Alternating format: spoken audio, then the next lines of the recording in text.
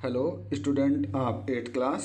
Today we will start chapter number 20. The name of chapter is Impact of the British Rule on Indian Economy. यानी कि भारतीय अर्थव्यवस्था पर जो यहाँ पर कॉलोनियल रूल था बच्चों, ब्रिटिश शासन था, उसका क्या प्रभाव पड़ा है, इसके बारे में आज हम लोग डिस्कशन करते हैं बच्चों। देखिए, जब से ये लोग यहाँ पर थे बच्चों, इन्होंने यहाँ की इकोनॉमी पे पूरा अपना कंट्रोल करके रखा हुआ था।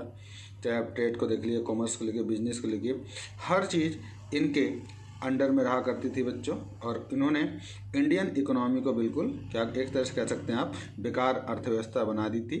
इसी के बारे में अब हम थोड़ा सा पढ़ते हैं बच्चों। Trade relations the India with the outer world. देखिए, व्यापार का जो हमारा संबंध था विश्व के बाकी देशों के साथ, वो कैसा था, किन किन देशों के साथ था। अगर आप 6th सेंचुरी में देख लें बच्चों, we study about the trade relations. हम लोगों ने 6ठी क्लास में भी ट्रेड रिलेशंस के बारे में पढ़ा हुआ है कि हमारा साउथ के साथ, ईस्ट के साथ, वेस्ट के साथ, एशिया और रोम, अलग अलग देशों में हम लोग क्या करते थे, व्यापार किया करते। वहाँ से हम लोग देखिए क्लोथ्स है, ग्रेन्स है, मेटालिक आइटम्स हैं, ये सब सारी चीज़ें हम लोग एक्सपोर्ट किया करते थे इन सभी जगह बच्चों। रिटर्न में हम लोग उनसे क्या मांगा जाता था, सिल्वर ले लेते थे, गोल्ड ले लेते थे। तो इस प्रकार हम लोग देखेंगे कि इंडिया के अंदर इंडिया का जो गुड्स था बच्चों, फॉरेन में उसकी बहुत ज़्यादा डिमांड हुआ करती थी। और इसी कारण से जब फॉरेनर्स यहाँ पर बहुत अधिक मात्रा में आते थे और अपने यहाँ अपने साथ गोल्ड लेके आते थे। Only gold was the imported but not the export. हम लोग क्या करते थे, केवल जो गोल्ड होता था उसको इम्पोर्ट करते थे, एक्सपोर्ट हम लोग बिल्कुल नहीं किया करते थे। तो इस प्रकार से हम लोग देखेंगे कि जो एंशिएंट टाइम में इंडिया को गोल्डन बर्ड्स के नाम से जाना जाता है, क्योंकि व्यापार रिलेशन इस प्रकार से था कि इंडिया के अंदर सबसे ज़्यादा गोल्ड सिल्वर उस समय अवेलेबल हुआ करता था बच्चों, और इसके बदले हम उनको यहाँ से ग्रेन्स या और भी अपनी जो चीज़ें हैं वो उनको दिया करते थे। अब क्वेश्चन ये आता है, व्हाट इज कॉलोनी। देखिए, कॉलोनी होती क्या है। सबसे पहले एक तो कॉलोनी देखो होती है जिसमें हम रहते हैं, लेकिन इसका संबंध ब्रिटिश रूल से है बच्चों, कि जो ब्रिटिश रूल है उन लोगों ने किस प्रकार की कॉलोनियाँ बनाई हुई हैं। देखिए, in the modern history the words the generally indicate the military rights of the one country to another. देखिए, इसका मतलब है कि एक देश के पास यदि कोई मिलिट्री राइट्स दूसरे देश के अंदर है तो उसको हम लोग कॉलोनी कहते हैं। In other words the powerful nations that take the control the political and economic other nation. दूसरे शब्दों में कहें कि कोई भी बहुत ही शक्तिशाली देश क्या करता है, दूसरे देश के पॉलिटिकल और इकोनॉमी को जो अपने कंट्रोल में कर लेता है, तो ऐसी सिचुएशन को हम लोग क्या कहते हैं, कॉलोनी या कॉलोनियल रूल के नाम से जानते हैं। आगे देखते हैं बच्चों, India's contemporary economic condition. India की जो समकालीन है, अब उसमें देख लेते हैं क्या कंडीशंस हैं हमारी। After the discovery of America in 15th-16th century the Spanish people. देखिए, जब 15वीं-16वीं शताब्दी में अमेरिका की खोज की गई थी स्पेनिश पीपल के द्वारा, their hold up the America made the tribal orgy. वहाँ पर अमेरिका के अंदर बहुत ही ज़्यादा ट्राइबल था बच्चों। Consider the quantity of gold and silver from the America was the plundered and the broad their the own country. क्योंकि वहाँ बहुत अधिक मात्रा में गोल्ड और सिल्वर थे, इसलिए जैसे अमेरिकन क्या करते थे, उनको लूट करके अपने देश में लाया करते थे।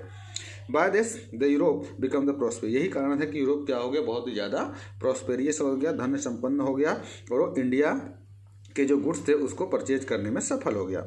इन the middle of the 15th century, अगर आप मिडल में देखें 15th सेंचुरी में जो पुर्तगाली सेलर है जिनका नाम वास्को डी गामा है, वो सी रूट यानी समुद्र के रास्ते से भारत की तरफ आते हैं।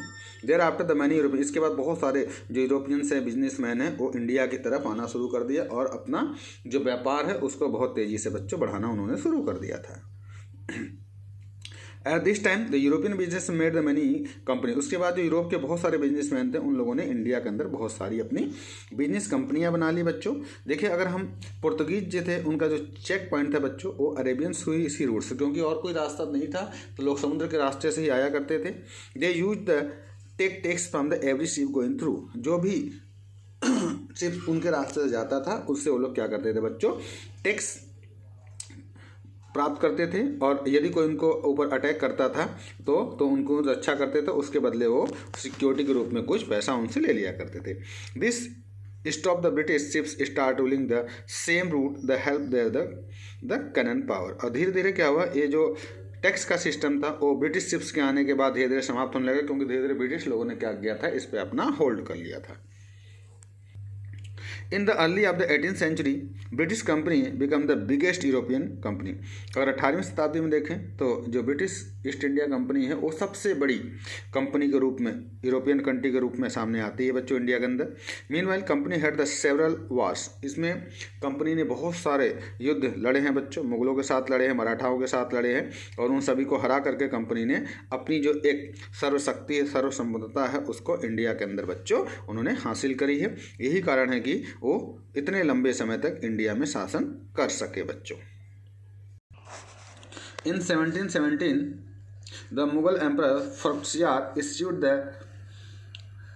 Receive the British company. देखिए उन्होंने एक राजाज्ञा पत्र घोषित किया फरुखसियार जी ने 1717 में। It was the state the decree that the company had to pay 3,000 rupees the annually। इस समझौते में यह घोषणा किया गया कि जो ब्रिटिश कंपनी है वो 3,000 रुपये जो टैक्स पे करेगी और इंडिया के अंदर 1 साल के लिए व्यापार कर सकती है। और इस प्रकार से धीरे धीरे उन्होंने क्या किया, इंडिया के अंदर अपना बिजनेस बढ़ाने लग गए, और जैसे जैसे वो मजबूत होने लग गए और वो इस टैक्स को पे करने से भी मना कर दिया।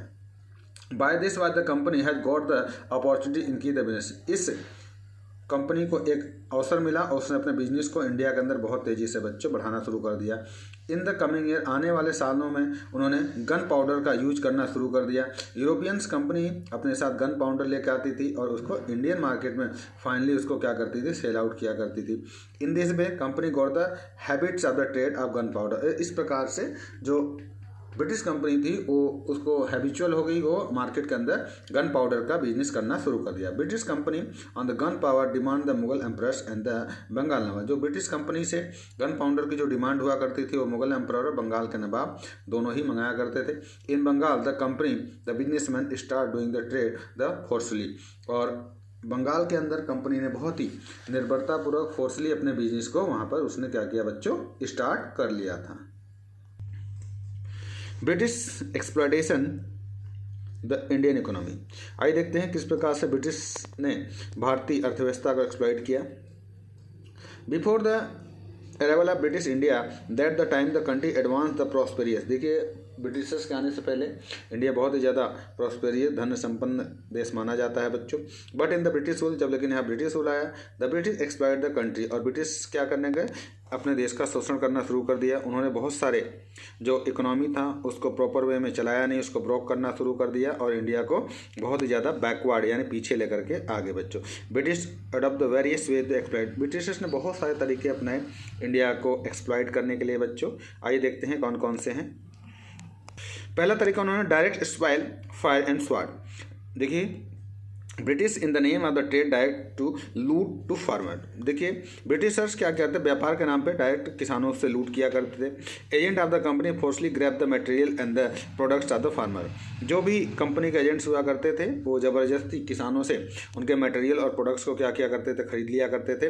बिजनेसमैन इसमें शामिल थे बच्चों। It's given 1 rupee with the 5 rupees. ये लोग 5 रुपये के सामान के बदले में केवल 1 रुपये ही दिया करते थे। Those who rejected the unresponsible demand the company wide the cap the prison. यदि कोई किसान इस डिमांड को पूरा करने के लिए मना कर देता था तो वो ज़बरदस्ती क्या करते थे, किसान को कैद कर लिया करते थे। मीर कासिम जी 1762 में oppose the government on the company writing the letters to intent. सबसे पहले 1762 में मीर कासिम ने इनके इस डिमांड को अपोज किया, उसका विरोध किया और कंपनी को उन्होंने इसके खिलाफ एक लेटर लिखा बच्चों, इंडेंट लिखा उन्होंने। सेकेंड है revenue. The other form of exploitation, दूसरा तरीका था रेवेन्यू के मामले में एक्सप्लॉइट करना। The revenue collection was the direct way to the loot farmers. ये जो रेवेन्यू कलेक्शन था बच्चों डायरेक्ट किसानों से लूट हुआ करती थी। In this the officers of the company ability collect the revenue from the farmers. इसमें जो कंपनी के ऑफिसर्स हुआ करते थे वो डायरेक्ट किसानों से अपना रेवेन्यू कलेक्ट किया करते। एज ए रिजल्ट इसका रिजल्ट हुआ फार्मर स्टॉप द कल्टिवेशन। किसानों ने क्या किया, खेती करना ही बंद कर दिया। By this the farms of the destroy. और इस प्रकार से जो बड़े बड़े फार्म्स थे वो बच्चों डिस्ट्रॉय हो गए। ब्रिटिश ऑफिसर सेड, इसमें कहा Bengal village were the full of the different caste. उन्होंने कहा बंगाल का जो क्षेत्र है वो पूरा भरा हुआ है अलग अलग कास्ट से, ठीक है। यहाँ बहुत अधिक अपॉर्चुनिटी है कॉमर्स की, वेल्थ की, बिजनेस की, एक्टिविटीज़ की। But because of the mandal administration of 20 years were the made majority of the barren in the village. लेकिन यहाँ पर लगभग 20 सालों से देखा जाए जो मंडल है यहाँ पर उसकी मेजोरिटी बनी हुई है, और यहाँ पर बहुत सारी ज़मीन ऐसी हैं जो बच्चों बंजर है। Now they no cultivates farm, यही कारण है कि ये लोग यहाँ पे क्या करें, किसी भी प्रकार की खेती नहीं कर रहे हैं। Farmers have been the robbed, industrial products are the surfaced, जो फार्मर्स हैं वो क्या कर रहे हैं, जो इंडस्ट्रियल प्रोडक्ट्स हैं उनको क्या कर रहे हैं, लूट रहे हैं बच्चों। इस प्रकार से हम लोगों ने देखा है कि रेवेन्यू के नाम पर भी ये किसानों को बहुत ज़्यादा प्रताड़ित किया करते थे। चलिए बच्चों, आज के लिए इतना ही। कल इसका 3rd पॉइंट आपको बताएंगे। आई होप आप इंजॉय करेंगे। Okay, bye bye.